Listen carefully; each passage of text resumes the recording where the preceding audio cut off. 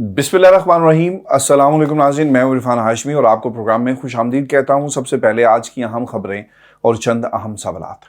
इमरान खान के साथ अब जज साहब भी जेल में जाएंगे। ये माजरा क्या है, इसकी तफसील आपके साथ मैं शेयर करूंगा और व्यूअर्स आपको ये भी बताएं कि साइफर में इमरान खान का खुफिया रिमांड दिया गया है।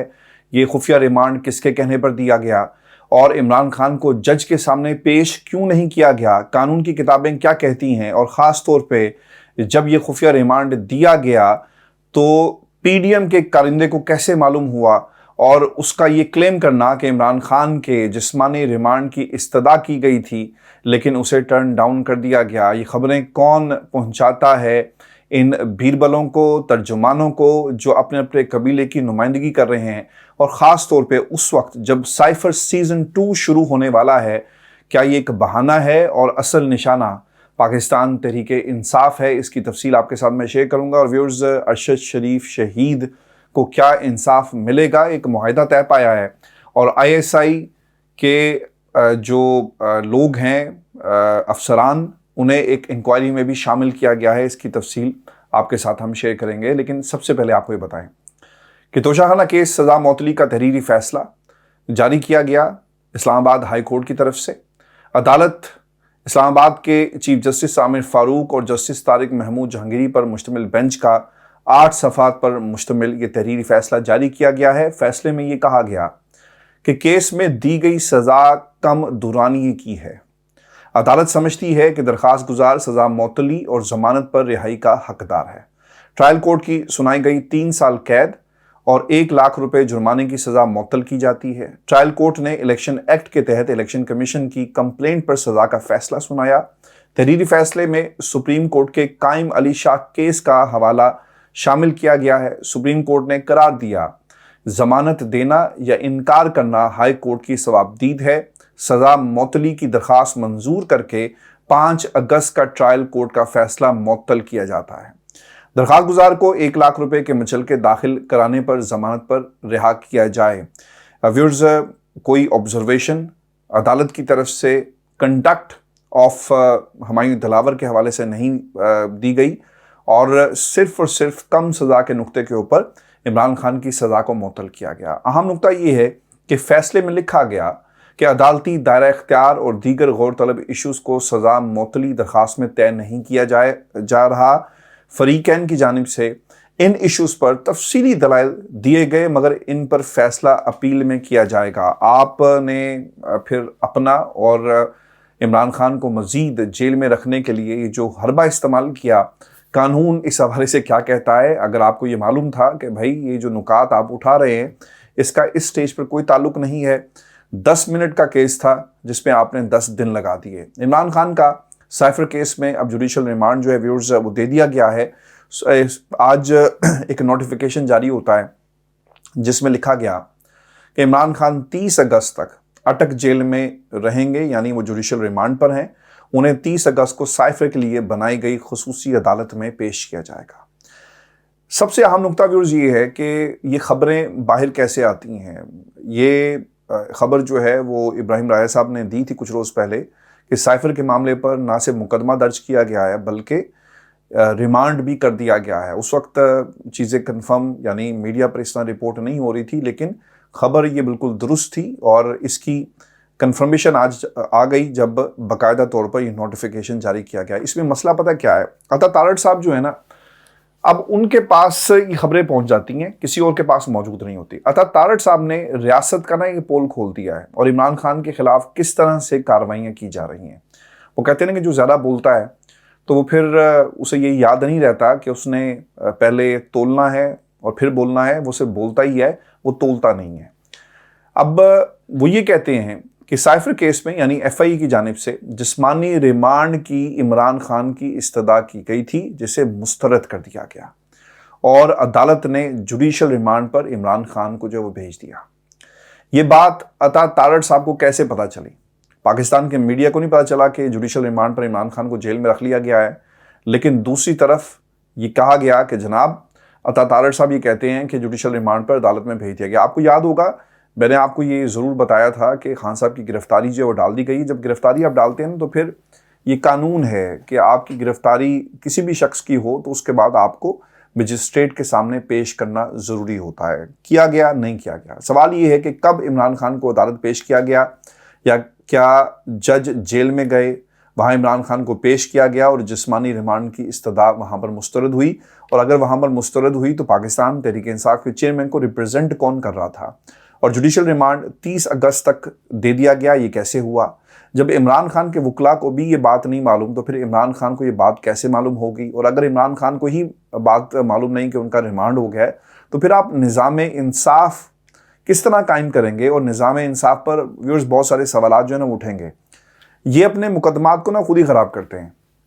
ایک جملہ میں جو بار بار کہہ رہا ہوں کہ خان صاحب کو اس پورے ریمانڈ کا جو پروسیجر ہے نا, اسے عدالت میں چیلنج کر دینا چاہیے فوری طور پر کہ جناب ہمیں تو پیش نہیں کیا گیا, نہ مجھے کسی کے سامنے بٹھا کر کہا گیا, نہ میرے وکلا آئے, تو کس بنیاد پر یہ سب کچھ ہو رہا ہے؟ اس میں کچھ چیزیں میں آپ کے سامنے رکھ دیتا ہوں. سپریم کورٹ آف پاکستان کے پرانے فیصلے جو ہیں ایک اس کو سپورٹ کر رہے ہیں ہمارے اس آرگومنٹ کو, اور وہ آرگومنٹ یہ ہے کہ جب تک آپ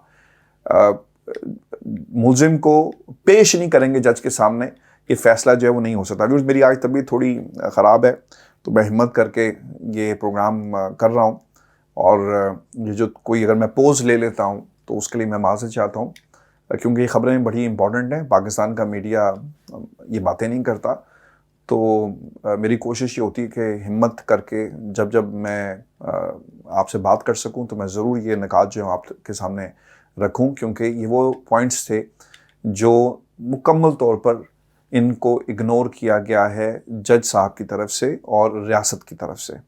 سپریم کورٹ کا 2004 کا یہ فیصلہ ہے جس پہ لکھا گیا کہ ملزم کو عدالت پیش کیے بغیر, غور کیجئے گا کہ ملزم جس پر الزام ہے کہ اس نے فلاں فلاں دفعات اور فلاں فلاں قانون شکنی کی ہے, اگر آپ بغیر ریمانڈ کے, یعنی اگر آپ نے اس کا ریمانڈ لینا ہے تو اس کو پیش کیے بغیر آپ اس کا ریمانڈ نہیں لے سکتے. عمران خان کو جج کے سامنے پیش کرنا لازمی تھا. مجسٹریٹ کے سامنے اپنا پوائنٹ آف ویو دینا ملزم کا قانونی حق ہے. ریمانڈ اس کے بغیر آٹومیٹکلی نہیں دیا جا سکتا. اس کے علاوہ سپریم کورٹ کے فیصلے کے مطابق سول جج ناصر جاوید رانا نے وکیل حبیب الوہاب کا پیش کیے بغیر ریمانڈ دیا, پھر جھوٹ بولا کہ ملزم کو پیش کیا گیا. چیف جسٹس ناظم حسین صدیقی صاحب نے ریمانڈ کو غیر قانونی قرار دیا. جھوٹ بولنے پر سول جج ناصر جاوید رانا کو عہدے سے ہٹانے کا حکم بھی دیا. تو کیا یہاں جج کو عہدے سے ہٹایا جائے گا؟ کیونکہ ہمایوں دلاور کے بعد اب ایک اور ابو الحسنات صاحب جو ہیں وہ میدان میں آئے, اور یہ بھی کسی کی آنکھ کا تارا ہے. اس کے ساتھ ساتھ ایک اور بار قانون کو روندا گیا ہے. ویورز, عمران خان کے اٹک جیل میں سماعت ہوتی ہے, اور وزارت قانون کی جانب سے عمران خان کے خلاف سائفر کیس کی اٹک جیل سماعت کا نوٹیفیکیشن جاری کیا جاتا ہے. وزارت قانون کے مطابق وزارت داخلہ کی جانب سے سیکیورٹی خدشات کا اظہار کیا گیا تھا, جس کی بنیاد پر عمران خان کے خلاف سائفر کیس کی سماعت جیل میں ہی کرنے کا فیصلہ کیا گیا. اب سوال یہ ہے کہ وزارت قانون نے کس قانون کے تحت عمران خان کی جگہ بدلی؟ کیونکہ code of criminal procedure section 9 کے مطابق کسی بھی کیس میں جگہ بدلنا صرف صوبائی حکومت کا اختیار ہوتا ہے. وفاقی وزارت قانون عدالت کی جگہ تبدیل کرنے کی مجاز نہیں, لیکن انہوں نے جگہ تبدیل کی. 17 مارچ 2023 کو چیف کمشنر اسلام آباد نے عدالت کی جگہ سیکشن 9(2) کے تحت بدلی, کیونکہ عمران خان چاہتے تھے کہ سیکیورٹی تھریٹس کی وجہ سے ان کے کیسز ایک ہی جگہ شفٹ کیے جائیں, تو ویسا ہی کیا گیا. لیکن اس بار چیف کمشنر اسلام آباد کا نوٹیفیکیشن کیوں سامنے نہیں آیا؟ کیا ریاست عمران خان کی مقبولیت سے خوفزدہ ہے؟ کیا ریاست نہیں چاہتی کہ عمران خان باہر آ کر لوگوں کو بتائیں کہ ان کے ساتھ جیل میں کس قسم کا سلوک کیا گیا ہے؟ کیا عمران خان کو لمبا عرصہ اس جیل میں رکھنے کی تیاری ہے جس جیل میں نہ تو کوئی سہولیات تھی عمران خان کے وکلا کے بقول, نہ ہی کوئی ایسا ڈاکٹر جو عمران خان کی دیکھ بھال کرے, جس جیل میں A کلاس نہیں B کلاس کی سہولیات میسر نہیں, وہاں پر عمران خان صاحب کو رکھا گیا؟ کیا معاملات واقعی عوامی اور سیاسی جماعتوں کے دباؤ کی وجہ سے الیکشن کی طرف جا رہے ہیں, اور اس لیے عمران خان کو ہر حال میں الیکشن سے دور رکھنے کی تیاری کی جا رہی ہے؟ جب آپ کو کل یہ فیصلہ آیا نا, تو ایک سٹیٹمنٹ پاکستان تحریک انصاف کے لوگوں نے وہ جاری کیا اپنی میڈیا ٹاک کے اندر کہ اب عمران خان صاحب جو ہیں وہ الیکشن کی تیاری کریں گے, الیکشن کا ایک ماحول بنے گا. تو ایک دم سے جو مخالفین کے کیمپس تھے خان صاحب کے، وہاں پر نا ایک سو کی کیفیت تھی، اور وہ اس لیے کہ اگر عمران خان باہر آ گیا اور اس نے ایک بھی جلسہ کر دیا تو پاکستان کی قوم جو ہے کہاں پر کھڑی ہے اور ہمارا بیانیہ جو ہے وہ زمین بوس ہو جائے گا۔ ایک تقریر کر دی سوشل میڈیا پر آ کر تو ہم اپنے بیانیے کو کیسے آگے بڑھائیں گے؟ ویورز، اب کچھ نہ سوالات ہیں جو اس پورے معاملے سائفر کے اور یہ جو خفیہ جوڈیشل ریمانڈ دیا گیا ہے اس کے ساتھ جڑے ہوئے ہیں۔ ویورز، خان صاحب نے جیل سے باہر آنا تھا، لیکن اب جج صاحب نہ خود جیل میں جا رہے ہیں۔ سائفر کیس کی جیل ٹرائل کے لیے اگلا سیکول جو ہے وہ شروع ہو چکا ہے۔ عمران خان کو جیل میں رکھنے کا پلان پوری کامیابی سے جو ہے وہ اس وقت جاری ہے۔ جسمانی اور عدالتی ریمانڈ کے بعد پیش خدمت ہے سیکرٹ ریمانڈ۔ ہائی کورٹ کے توشہ خانہ کیس فیصلے کو معطل کرنے کے بعد ہی کیوں پتہ چلا کہ عمران خان کو سائفر کیس میں 15 اگست سے جوڈیشل ریمانڈ پر 30 اگست تک بھجوایا جا چکا ہے؟ اتنی خاموشی سے کارروائی کیسے ڈالی گئی؟ بلکہ میں تو یہ کارروائی نہیں، اسے ایک واردات کہتا ہوں۔ ٹرائل کورٹ نے جو اکٹھا 15 دن کا جوڈیشل ریمانڈ کیسے دے دیا، جبکہ مبینہ گمشدہ سائفر کی برآمدگی کے لیے عمران خان کے جسمانی ریمانڈ کی ضرورت تھی؟ جیل میں بیٹھ کر عمران خان سائفر کے بارے میں کیا بتائیں گے؟ ویورز، اس میں ایک انتہائی اہم نقطہ یہ بھی ہے کہ لوگ ایک پروپیگنڈا یہ کر رہے ہیں کہ جناب اس کی تحقیقات ہونی چاہیے، چونکہ وہ جو آپ کے نئے وفاقی وزیر داخلہ صاحب ہیں انہوں نے یہ بات کہی بگٹی صاحب نے کہ جناب اس کی تحقیقات ہونی چاہیے۔ جب آپ تحقیقات ہی نہیں کر رہے کہ سائفر سچا تھا جھوٹا تھا، تو پھر آپ کسی شخص کو گمشدگی اور اس کی کاپی کے حوالے سے کس طرح چارج جو ہے وہ کر سکتے ہیں؟ ٹرائل کورٹ اپنے سامنے ملزم کو پیش کیے بغیر کیسے اس کا ریمانڈ دے سکتی ہے، اور وہ بھی پورے 15 دن کا اکٹھا؟ ویورز، خفیہ ریمانڈ نے پورے کیس اور جو عدالتی کارروائی ہے اسے مشکوک بنا دیا ہے، اور عمران خان کو اسے فوری طور پر پاکستان کی عدالت میں چیلنج کرنا چاہیے۔ ٹرائل کورٹ کی تمام کارروائی کے خلاف اپیلیں جسٹس عامر فاروق کے پاس ہی اسلام آباد ہائی کورٹ میں لگی ہیں۔ عمران خان کی قسمت اب جسٹس عامر فاروق صاحب جو ہیں وہ لکھنے کے لیے تیار بیٹھے ہیں۔ اسپیشل عدالت کے جج ابو الحسنات ذوالقرنین آج ہی جیل ٹرائل کے لیے کیوں اٹک جا رہے ہیں، اور 15 اگست کو کیوں نہ گئے جب عمران خان کا ریمانڈ جو ہے وہ دیا گیا تھا؟ اور اگر وہ گئے ہیں تو کیا اس حوالے سے اسے رپورٹ کیا گیا؟ کیا کوئی چیز سامنے آئی؟ نہیں آئی۔ پھر جج ہمایوں دلاور کے بعد جج ابو الحسنات کی انٹری ہوئی ہے۔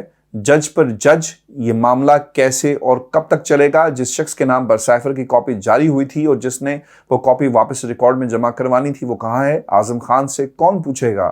اگر سائفر کاپی گم ہوئی تھی تو اس کی گمشدگی کا پرچہ اعظم خان نے بطور پرنسپل سیکرٹری کیوں درج نہیں کروایا؟ اور تھانے میں باقاعدہ طور پر اسے درج کروایا جانا تھا، لیکن اسے درج نہیں کروایا جاتا۔ اور ویورز، آپ کو یہ بتائیں کہ پاکستان اور کینیا میں ایک انتہائی اہم معاہدہ طے پایا ہے، اور ارشد شریف کے حوالے سے یہ معاہدہ سامنے آیا۔ پاکستان اور کینیا میں قانونی معاونت کے اس معاہدے پر اتفاق ہوا، جس میں ارشد شریف قتل کیس میں نامزد ملزموں تک جو ہے وہ رسائی حاصل کرنا جو ہے وہ شاید آسان ہو جائے گی۔ معاہدے سے پاکستان اور کینیا میں ارشد شریف کے مقدمے میں اہم ملزمان تک رسائی ہو سکے گی۔ پیش رفت وفاقی حکومت، سپریم کورٹ اور وزارت خارجہ کے درمیان مہینوں سے جاری گفتگو کے بعد ہوئی ہے، یعنی اس کا نتیجہ ہے، اور پاکستان کی تحقیقاتی ٹیم کینیا میں مقیم 2 پاکستانیوں اور ایک خاتون سے مزید تحقیقات کرنا چاہتی ہے۔ تحقیقاتی ٹیم ان 3 ملزمان کو قتل کے منصوبے کا مرکزی کردار سمجھتی ہے۔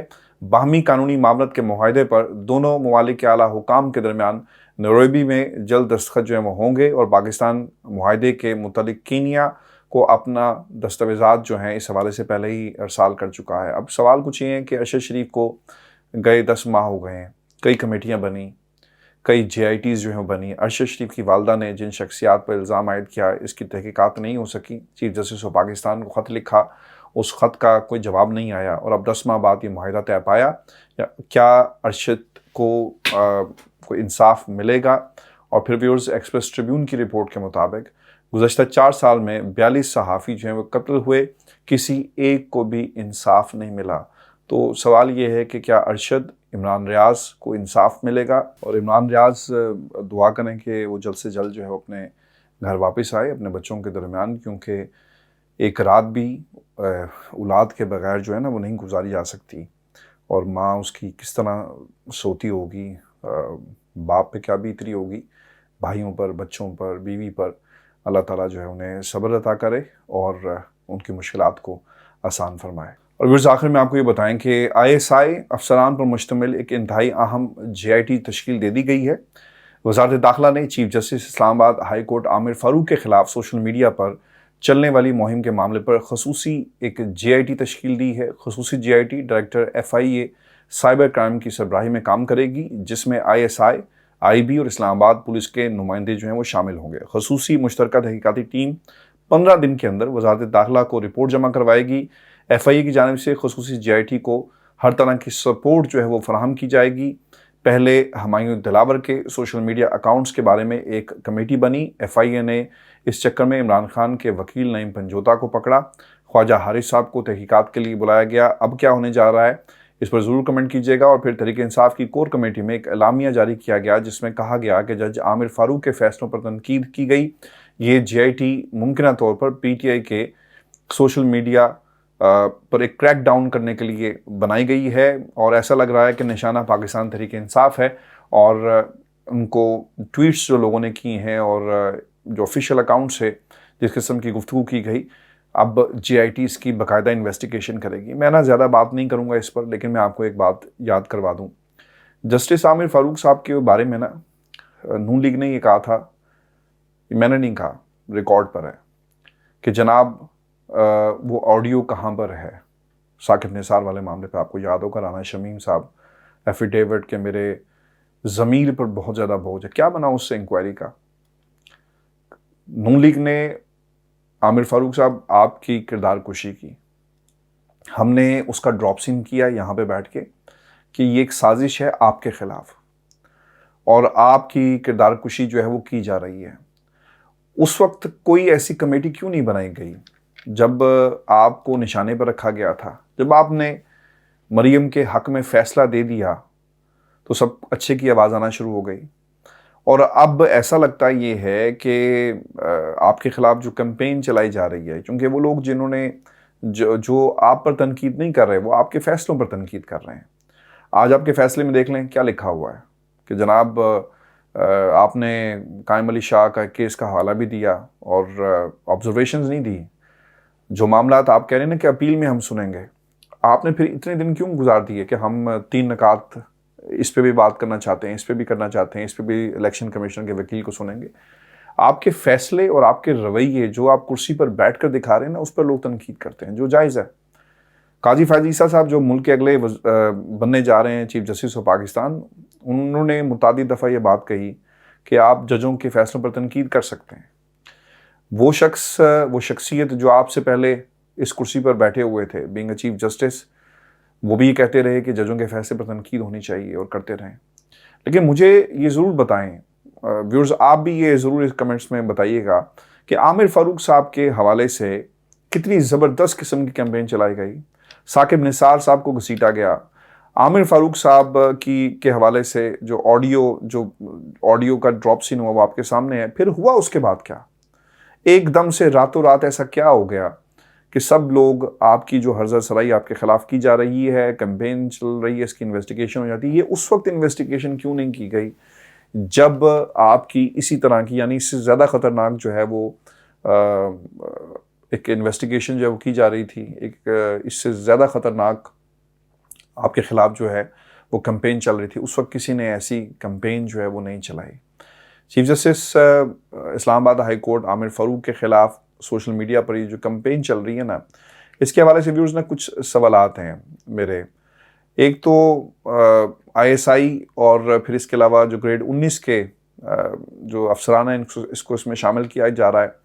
क्या पाकिस्तान तहरीक इंसाफ को दोबारा निशाना बनाया जाएगा? और अगर मैं ये कहूँ कि 9 मई पार्ट 2 होगा तो क्या ये ठीक बात है?